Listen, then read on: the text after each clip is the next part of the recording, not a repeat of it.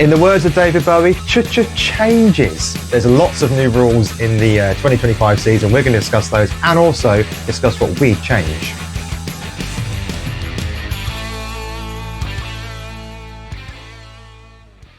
Hello and welcome to the British Touring Car Podcast. We are back once again and we are building up to the 2025 season. We're going to have a quick look at the rule changes that have been coming in for this season, but also we've had some requests from our listeners to see what we would change for this season and going forward. So we're going to take you through our thoughts as well. Because like every armchair pundit, we know better than everyone in the FIA, in TOCA. No. You need two lads on a podcast. Alan Gow's got nothing on us. Two lads on a podcast. That's what you want. So yeah, we've covered these changes in other pods, but we're getting close to the season, so it made sense just to quickly go over them again. So 100% sustainable fuel has been bought in. That we saw Daryl Lyon running this towards the end of last season. That's coming in across all the teams for this year. Everything's got to go green, and we don't want the sport to go electric. Well, I don't want the sport to go electric. So if we can find a way of becoming more sustainable, and Gow doesn't want it to go hybrid, apparently. No, because obviously hybrid has also gone for the 2025 season. In terms of engine spec, a 2-year engine freeze has come into effect from the 1st of April 2025, which means that teams cannot change their engines for 2 years.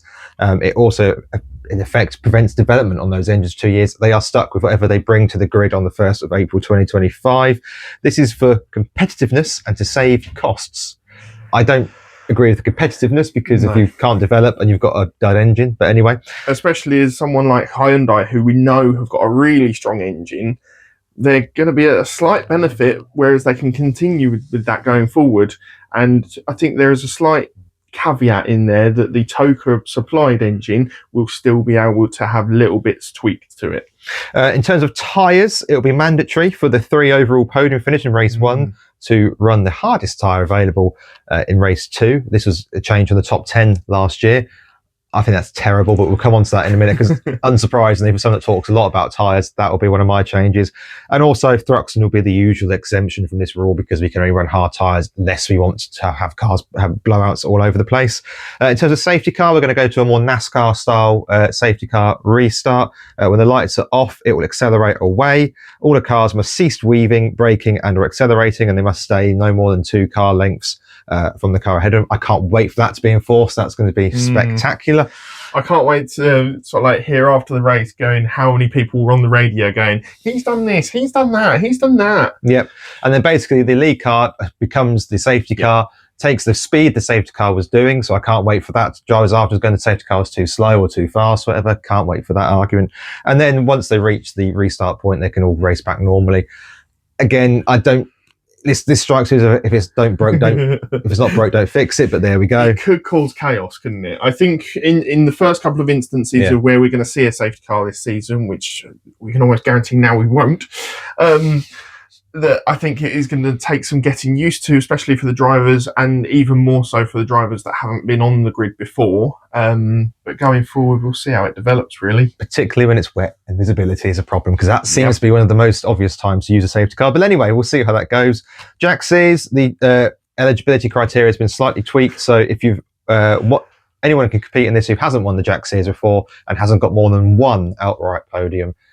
So that suggests that if you've won a race but not finished the podium since, you will be able to compete. We'll wait to see how that one comes as the season gets closer. And finally, qualifying format. We did raise this last year a couple of times that if you've got a change in conditions, between the first 2 qualifying sessions, you were at a real disadvantage for race day. This now means that grid positions for cars that do not progress from both groups in the first part of qualifying will be changed.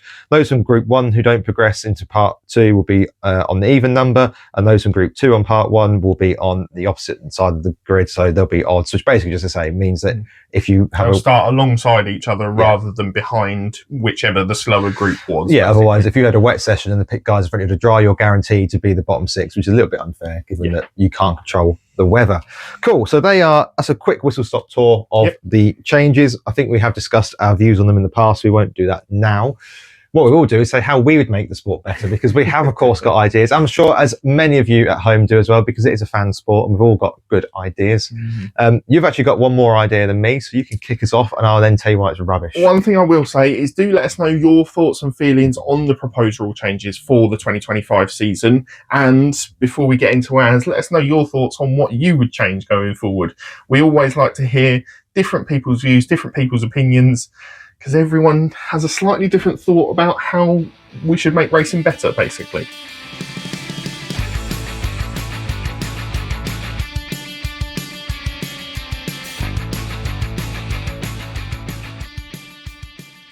So my first one going forward is a change to the point system. Okay. Which, yes, I think points should be given for all drivers that finish a race / are classified in a race. I'll reserve judgment until you've given your full explanation. So, for example, if we were to have all 24, we're hoping, cars be on the grid and finish a race this season, then the person who finished 24th would still get points. I've come up with my own little system of how we could score this. I said I was going to wait, but I'm going to have to inject here now. Sam has a child, ladies and gentlemen, so this is very much sports day. Everybody gets a prize for turning up, basically. I just think it gives everyone across the whole grid more to play for throughout the season. Yes, there are going to be drivers that are going for just the Jackses or just the independents, but giving points throughout the whole championship process still means that you're going to have people fighting, even if they have a drive-through penalty, if they have to go into the pits for something. If they're still classified, they're still scoring points. I think it stops those drivers who have been having a bad race go, right, pull the car in, we'll get it ready for the next one. Okay. Would you like to read, or do you want to give your points tallies first? And I'll then, yes. My points tallies go all the way from 100 for a win down to 1 point for 24th, depending how many drivers we have in the championship. Would you be keeping fastest lap point, leading a race point, qualifying point? Yes, but those would probably still be adjusted. So maybe we see 5 points for them or 3 points for them. So we'll see a whole lot more points being scored. The people that go after the graphics, I feel sorry for, because we're going to have 150,000 points scored from some of these drivers. Okay. So yeah, my proposal is 100 points for a win, 85 for second, 75 for third, and then going down in slightly smaller increments. So it's a bit different. It's different. It's something different to get used to. But we do see sports like IndyCar where you have massive amounts of points given throughout the whole series. And I just think touring cars could do with a little bit of a shake-up. Okay. I'll be honest, I hate this idea. But this is why this podcast is good, because we are going to disagree on bits and pieces, and no doubt people will have their own opinions as well. That you probably want to go the opposite. No. I think there should be more points on the table, potentially. But I think it always depends on the grid. I think there should be a percentage of places that don't get points. Okay. And that depends on the size of the grid. So if the grid's small, you reduce the number of points. If the grid's large, you widen the number of points. Okay. I'd be happy with that. And I think, particularly in F1, the fact that only half the grid scores points is silly. That should be extended to me to be a big, maybe 12, maybe 14 cars score points. I don't like the child sports day. Everybody gets a sticker for turning up. I know a couple of the times last season we mentioned that we thought having points all the way down to 15th. Yeah, I thought with only 22 cars on the grid. I'd have shortened it. I'd have shortened it to 12 last year, personally. I think that you take away with that, A, the jeopardy of motorsport, and B, fighting for. Why would you fight for a position when you know you're going to get a point anyway? Because it would still give you more points towards the end of the championship and where you're going to finish overall. I think with that, there would be more of an incentive if there was this set amount of prize money for each team where they finish in the championship, where a driver finishes in the championship each year. I think there needs to be more money coming into the sport. I'd agree with you on that. To complement that. But I don't see... I'd like to see more people fighting throughout the whole grid rather than just having those stragglers at the back that we sometimes have, say, if you've had a bad race, and they've got nothing still to play for. Although those stragglers often do have the Jackseer still to play for. Yes. Or potentially independents as well. I suppose if you're somebody who's investing in the sport, having a driver that finishes on 2 points in the season looks bad. Mm-hmm. If they finish on 400 points, even though they've still been gotten a similar way, it looks better. I I'm hoping your other two ideas would be better. Personally, I'm not a fan of this one. But look, that's not to say you're wrong. That's not to say it's not a good idea. I'm not on board with this one. If I was a dragon, I'd be out. Oh, but investing. No. But look, there's probably some people at home who do agree with you that is a good thing. Let us know. Yeah, this podcast is going to be hopefully Divisive. Provide a lot of debate as well afterwards. Yes. But yeah. Yeah, I'm just. To me, you're then devaluing the sport that you can finish last, be lapped 3 times. I mean, it could trundling around offering nothing and still getting points. It could be the case that a championship driver has a really poor weekend, still manages to pick up a couple of odds and sods points that could actually win them a championship. But is that how they should win a championship? It means that you're always racing for something all the time, in my mind. Yeah, but should motorsport, the pinnacle of motorsport, be child sports day? I'm not sure. Next, you'll be saying in Premier League football, 5 points for a win, 3 points for a draw, 1 point for a loss, because at least you turned up and gave it a go. I quite like the idea of, if we're going to just quickly on points, I quite like the idea of introducing more bonus points. If you win a certain amount of races this season, you get an extra 10 points or so. I quite like the idea of that sort of thing. Like in rugby, if you score so many tries, you get the bonus point, etc. Or if you score so many points over a weekend, you get a little boost as well. I quite like that as an idea. Or if you're in the top 6 in qualifying so often, then you get extra points. I don't mind bringing in. Have something for that. It's the Wingfoot Award. Well, yeah, but I don't mind necessarily bringing in extra points other than just leading fastest lap and qualifying. I quite like the idea of maybe bringing bonus points, but I can't. Points for overtaking. See, they used to do the Forever Forward Award, which is way better than the. But what if you could have someone that's had a really poor race 1, they start from the back of the grid in race 2, and they get points for each overtake that they then make? I think the only problem with that is that will reward drivers at the back of the grid, and then might end up in a championship battle. Is that a good thing? I don't know. Point per place could be something to think about. See, I've got your mind turning now. Yeah. Yeah. I'm not convinced on this one. Mine is slightly less bonkers for my first suggestion, and the first one anyway. Yeah, it's tyres. Look, I hate the rules around tyres. I don't like in sport where cars that have done well in any shape or form, they're in the rules, by the way, get penalised for doing well. And the current tyre rule means if you finish in the top 10, you have to, last year's was, if you finish top 10, you have to run the worst tyres possible for the next race, which, particularly at Croft, which I was at, just created this complete 2-class race where it was stupid. Yeah, we've seen it a couple of times where that's happened. And I think it's even more stupid that they're doing it to the top 3 now, because they're just going to tumble down the order like a star.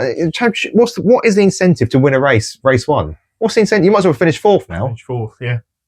And then you can't. Then your car doesn't even get checked anyway. Then win race 2 on your soft tyres, and then take the gamble for race 3 on where you might be on the plate. Grid, take the hard. Everyone around you have got hards anyway, because generally they get saved for the last race of the day. And I just don't see the logic of this. Why would bother winning if you're going to get? And look, the ballast I liked because I get. You penalise them to a degree because it keeps things interesting. Fine, it's linear. But the balance, because you could also find ways to engineer around that. You can engineer around it. It's linear as well, where you can have that different weight spread across a certain amount of drivers. And the hybrid worked in the same sense of you gave so much to the cars last year. Yeah, last year, but that worked, and I quite liked that. You had to be a bit more tactical about when you used it, and that all made a lot of sense, and that was fine. This seems absolutely balmy. So I'm not against having different tyre compounds at a weekend. That's fine. I'm against having 3. That's absolutely ridiculous. See, I think 3 would work quite well, and you have to run each tyre in a different race. Yeah. Still leaving it open to the teams and the drivers as to where they want to run them across the weekend, because you could be really unlucky and you could run your soft tyre in race 1 and get crashed into, get a failure or something, and then you really got on the back foot. Unless you've got your point system, and then they still get 50 points for... I understand that, but there has to be that risk and reward. Yeah, but that's race. That's why I think have 2, and at least you've got a second chance if it goes wrong. I'm happy to have 2, but I think it should be completely up to the teams when they run them. And I also think the team should be forced to run the hard compound in one of the qualifyings throughout the year. So they have to elect one weekend where every driver has to run the harder compound in qualifying. Okay. Just to make that a bit more interesting. Okay. I don't want to do it so you have Q3's one, Q2's one, and Q1's another tyre, because not everyone's going to get through to those. Yeah. And it makes no difference if you're all in Q1 and you're all running hard. It makes no difference. So, but I like the idea that every weekend, or throughout the season, every driver has to elect one weekend where they'll run the hard tyre in qualifying. Quite like that, as it just adds a little extra dynamic to qualifying, particularly now we've lost the hybrid as well to make that difference in qualifying. But yeah, I think keep the tyre compounds, that's fine. Just, why tell teams when they've got to do them? The simple rules are, you've got soft, you've got not soft, you've got, unless it's Thruxton, you've got to run them both over the weekend. Up to you how you do it, crack on. And I also think that given where we are in Britain, and it's very wet most of the time, and we often get greasy tracks, I'm all for bringing back the days where you could have wets on the front, slicks on the rear, or vice versa, depending on what you want to do, and actually have different tyres on the car. That one I definitely agree with. There are so many times, and we've seen even over the last couple of seasons, where you've had that greasy track. Yes, okay, you get the excitement of, do you go full slicks or full wets at the start, and you still have that big split in the field of where they go between. And you're constantly waiting for it to change. You're sitting there going, is it going to be this lap? Is it going to be this lap? And the laps tick away, and actually it becomes anticlimactic, because the crossover very rarely comes. It very rarely comes. Silverstone, where Goff won, is about the only time I could think of in recent time where you really got the tyre crossover window. I mean, you can still get that choice wrong as well, even if you do go for that mixed tyre strategy. But we don't have intermediate tyres. And it would also shorten the pit stops if you did need to make that change, because you could just change an axle set of tyres. So I think that, personally, bring back, be able to mix and match tyres. People like Tom Chilton used to always have a bit of fun with that sort of thing. And I think it made the racing interesting, because, as I say, at the minute, I think to Snetterton last year, which could and perhaps should have been a really exciting race, didn't come. It'll also make a difference between front wheel drive and rear wheel drive as to how you want that car set up, whether you're on it a little bit twitchy at the rear, or whether you want that traction out of a corner with the rear wheel drive car. So you half agree with my tyres? Yes. I've always thought that wet slick combination should be fun. It is. It's fun, isn't it? But I also think it can possibly be a little bit safer, rather than having someone on a full slick tyre going careering off. And also, I think it's safer than being on a full wet tyre, because if it's too dry, they can't get the heat, and they're going to go careering off in a different way. So absolutely. And I don't want an intermediate tyre. It's too expensive. There's no point of an intermediate tyre in any motorsport. It doesn't get used in F1 because it's either wets or it's slicks, or we don't race at all. And same in this sport. So don't bother with that. It's too costly. Mix and match, bit of fun. Okay, so my second rule change that I would go for is all manufacturer teams will have to run a young driver or a rookie. Okay. This is my thought behind this is you get that development throughout a series. And if you've got a manufacturer backing, you've normally got a decent amount of money behind the team in the first place, so they can kind of afford to run that less experienced driver that might struggle a little bit more with sponsorship.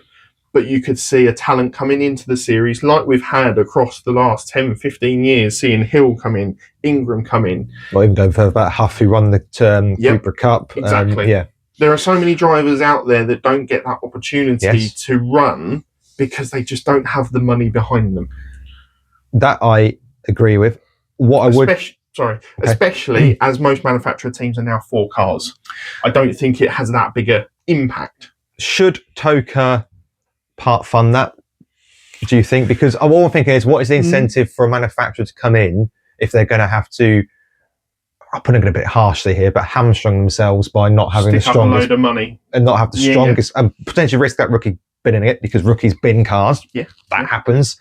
Mazepin, Schumacher, we're looking in particular, and going back to F1 as an analogy. So should TOCA part fund that, maybe to otherwise, I say, it's hard enough getting manufacturers into the sport as it is. If you then say, right, you're putting the money in, it's your repair bill. Oh, by the way, you've got to run this 16-year-old who's a bit wet behind the ears and might go stick it in the barrier. I don't think it would be fully necessary. It may help to give that incentive to manufacturers, especially if you're wanting new manufacturers to come into the sport. But we're already kind of seeing it at the moment, especially this year going forward, where we've got De Leon being in the BMW. Obviously, you'd probably look at Sam Osborne, although he's done plenty of races, as being that rookie driver or that young driver in that team. You've got Dan Zelos last season and Pearson in at accelerated already do this somewhat anyway. And then Toyota, I think, have got enough manufacturer backing that they could stick a young driver in there for development, for experience. Okay, they might not stay with that team forever, but it gives them that experience of being in the sport. Would you make it also that there has to be a minimum of 2 years? Because I think the problem is that it takes a year. It's difficult, but what you don't want is them to go just do it. So it's arbitrary. So this year it's this guy. Yeah, he's not done that well. I'll just chuck this guy. No, he's not done that well. Just chuck this guy in, because ultimately then all these rookies are remembered is for quote failing at their chance. So I think that there should be. They have to be on the. Or if they're not going to run over them, they have to make sure they've got a seat on the grid. Yeah. So they have. I think. For example, Sam Smelt in the Toyota had one season. He was the Toyota development or part of their scheme. Didn't do very well, for being honest. Not seen or heard from him since. I've not searched him out, to be fair, but he's not linked to the return either. I wonder whether there would have to be almost like performance goals to hit to carry on into that second season. Because you don't want them aimlessly going down a 2-year route of a driver that they don't think is eventually going to make it anyway. No, but then you don't want to just have a revolving door of, I understand that. You've not done that well. Well, no, I've never raced the touring cars before, and I'm a young rookie driver. What are you expecting? Oh, you didn't do that well, dumping you, bringing the next one in. Yeah. Halfway through the season, oh no, we'll dump you, we'll bring another one in. Yeah. What you don't want is the Red Bull door, is it? No, I know, I get that, or the Alpine alleged 6 race contract. I mean what chance are you giving rookies in that scenario? I like your idea of bringing rookies through. I love it, because I've been doing a lot of research for a 2000s retrospect that we're going to be bringing out in the coming months, because it's taking a lot of work. But back then you saw, this driver came through because he won the Clio Cup. This driver got his seat having won the Seat Cup or impressed. And that doesn't happen anymore in the same way. The other thing that we could look to incorporate with that is using that Toka Junior role, when it exists, hopefully, and bringing a driver through from that into that young driver program and system. I love the idea. I think practically it'd be very difficult to make work, but I like the idea. I do like that way more than the points. And of course, if they were bought in and had your points system, they'd still finish the season with 4,010 points, which is great for their morale. So and be able to have a go at tyres as well, which is good. No, I like the idea of that. I just making it work would be difficult, but that's not a reason not to do it. So. What about your second one? My second one is grid makeup, in terms of how the grid is decided. I think more wings on the front. No, I think that it's time to have a look at how the grid makeup for the free races is achieved. So something we've been talking about for a couple of years now, and it almost needs another shake-up. Yeah. So first and foremost, I think the new qualifying format is brilliant. Yes, that works really well. Happy of that. That sets the grid for race 1. Not fiddling with that whatsoever. I would then be reversing race 2. Okay. Still in a random format, whether you bring a certain amount of cars or depending on the size of the grid. Yeah, still a random ball. I potentially would maybe put it out to the point scoring places can be reversed. So 15-1 maybe. And that a fan picks it, not a driver or a team member. Well, what I think it should be is consistent. So I don't see why Steve Ryder can't do it. He's there every weekend. Yeah. He's an integral person. Everyone respects him, as far as I'm concerned. I've never heard anybody say anything against him. Why? It makes no sense in my mind that you give anyone who's got, stands to benefit from the draw the chance to make the draw. You don't have in the FA Cup draw the captain of the team. They go, oh look, we've got the League 2 team at home. That's helpful, is it? So no, it needs to be the same person every week, but that's fine. Well, if you make it to 15-1, I'm not really bothered on numbers, but you reverse race 2. Yep. The reason for that is that race 3 is then the fastest lap from race 2. Okay. So, and this is why I've come up with this scheme. At the minute, if you get punted off by an idiot in race 1, or unfortunate circumstance, or an idiot, another name for them, if an unforeseen something happens, which you have no control over, failure, which you have no control over, then you get punted off in race 1. That can realistically be your weekend done, because at the minute you've then got to start at the back of the grid, which you still would have to in this, to be fair.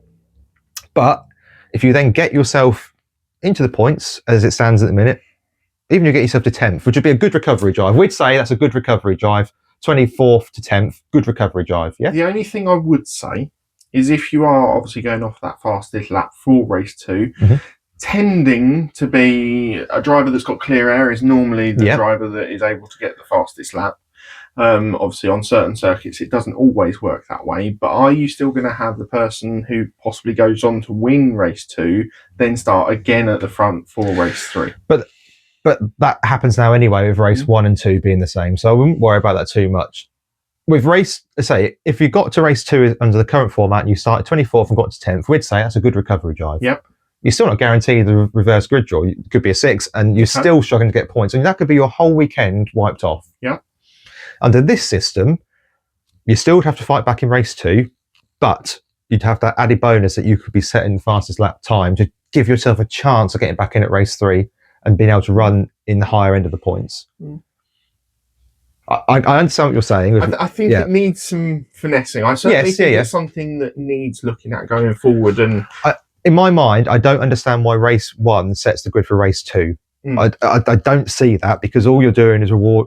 Okay, yeah, you're rewarding the drivers did well in race 1, but then you're completely discounting most of the grid. I think that if you want closer racing, rather than messing about with tyres and having different, let's actually shake up how you make up the grid. And interestingly, when the reverse grid was brought in, it was originally used in race 2, not 3. Can I put something a little bit controversial out there? You hate the reverse grid.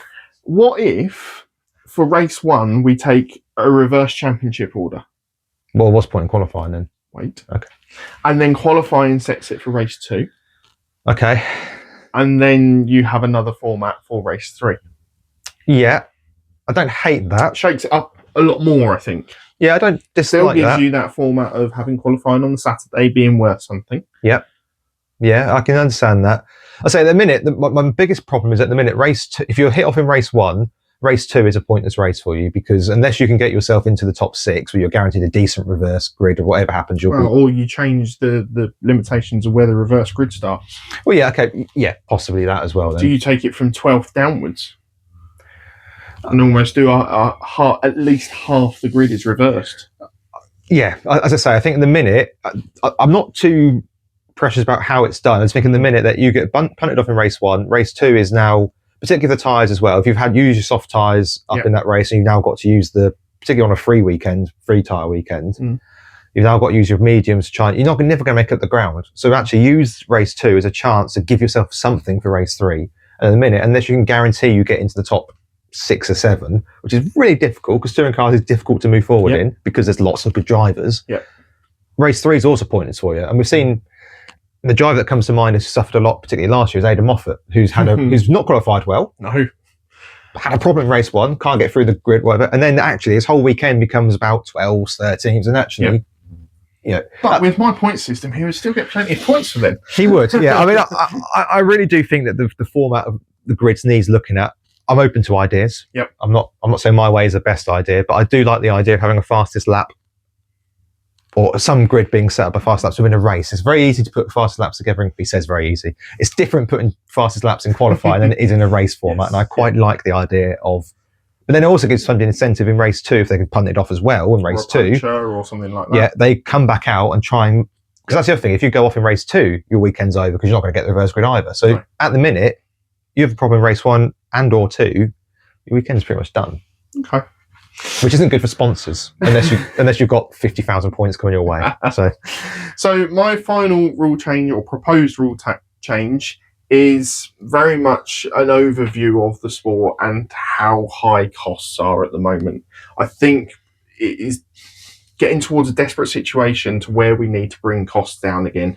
And this isn't my rule, but do we need to look like a firm cost cap for each car for each season? But my general rule is having more parts aligned throughout the whole grid. Oh, good. You want TCR? More parts aligned throughout the whole grid. So fairly standardised, like suspension setup. I know, obviously, brakes at the moment are fairly standardised as well. Possibly having more homologation. Yeah, but also more like active aero, more where you can change where your downforce is and stuff like that. Mainly. Okay, I'll wait you finish. You started, so you'll finish. Mainly because I think it then puts it more down to driver ability. Now, at the moment, we do see the majority of driver ability rise to the top. And we do see arguably the best drivers on the grid still winning the championship at the end of the season. I'm just biting my tongue. But are we seeing drivers struggle, almost like we did last year with Pearson struggling for funding to midway through a season because he'd had failures on the car, he'd had incidents along the way, and he was struggling for budget and therefore couldn't complete the season. I want to see every driver that starts a season finish a season, and I want to see it accessible to more drivers as a whole by bringing costs down, because we know that there is a huge disparity between certainly last year, say, driving for BMW and driving for Unlimited. Okay, I agree with bringing costs down, Yep. but I don't agree with a cost cap because there's 115 odd ways of breaching a cost cap. So the thing is, It's a Liverpool fan. there will always be a way of breaching the cost cap, whether that's spending money on catering, whether that's, there's always a way around it. And also, the bigger the team, the more they can afford the clever legal brains to find the rule around it. So I don't like cost caps because I just think they're there to be broken. Yep. I don't actually disagree with more homologation. My only worry is that a homologated series is TCR. That is a homologated series. Yes. And you look at the field spread that develops during a race. Yes. And it is huge at times. But and I would worry that we'd have that in touring cars. I would also argue that the calibre of drivers in the touring cars is far closer than we see in TCR, certainly at the moment.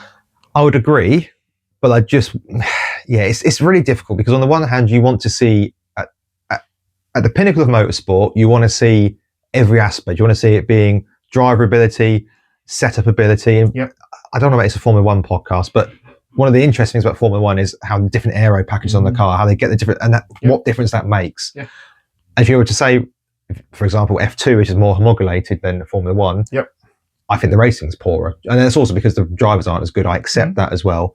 But also you look at the support series, the minis are homologated. I don't think that is as good as the touring car racing because, again, you get the feels. But I don't think it is as good as touring car racing. Dan Seals has won it 19 times in a row by your point system, by the look of it at times. It's... When you've got a driver that is a class of a more homologated field, then you are going to have probably a runaway winner. Yeah, and we see that when you get into the Premier Series in the UK, being the touring cars, you're going to get very good drivers up at that level. And we know very few drivers make it from minis to touring cars, make it from Ginettas to touring cars. But are you just going to see what you see now, which is Sutton, Hill and Ingram win most of the races, if not all of them? And is it actually going to change anything in terms of... I'm not sure. The headline of getting costs... It stops teams just chucking money at a car. Yeah. I don't think we would have seen the domination that we had from Napa a couple of years ago. Had Napa not come in and... Had Napa not funded it. Yeah.